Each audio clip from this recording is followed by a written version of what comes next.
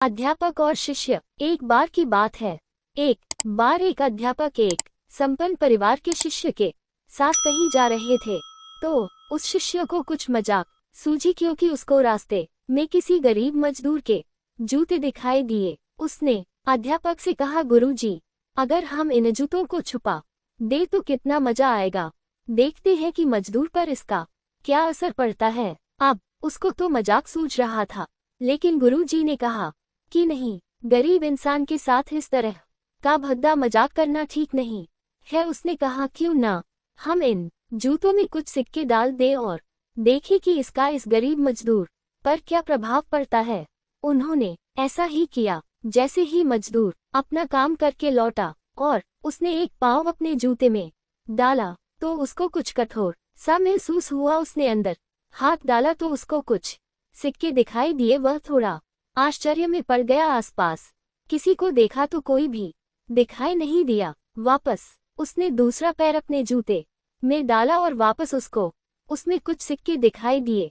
अब दोनों जूतों के सिक्कों को उसने अपने हाथों में रखा और प्रभु की तरफ इशारा किया, हे प्रभु, पता नहीं किस भले मनुष्य ने ये सिक्के मेरे जूतों में छुपाए हैं, लेकिन जिसने भी छुपाए हैं उसको मेरी दुआ है ताकि इन पैसों से मैं अपने बच्चों और पत्नी के लिए कुछ खाना और दवाएं ला सकूंगा। और इतना बोलकर वह चला गया।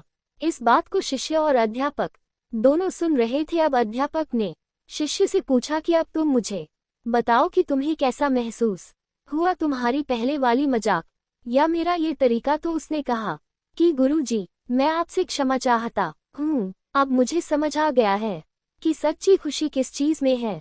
जब हम किसी की मजाक उड़ाते हैं तो हमें कुछ पल का आनंद मिलता है, लेकिन इससे हमें बद्दुआ मिलती है। लेकिन अगर हम किसी की मुश्किल परिस्थिति में मदद करते हैं और जिसकी भी हम मदद करते हैं उसको भी नहीं पता कि हमने उसकी मदद की है, लेकिन अंदर ही अंदर हमें पता है कि हमने उस इंसान की मदद की है, यही सच्ची खुशी है। जब हम दूसरों को खुशी देते हैं तो हमें सच्ची खुशी मिलती है। इसी तरह खुशियाँ बांटते रहिए, लोगों की मदद करते रहिए और दान करते रहिए जिसके भी आप काबिल हो। जितना भी आप से बन पड़े दान करें, लेकिन दान जरूर करें। इसका मतलब ये नहीं है कि आपको कंपलसरी या अनिवार्य रूप से इतने रुपए दान करने ही चाहिए, क्योंकि हर किसी की जरूरत अलग अलग हो सकती है। अगर आप किसी को पैसों का दान नहीं कर सकते तो कम से कम चीजों का दान तो कर ही सकते हैं। मुझे पूरी उम्मीद है कि यह कहानी आपको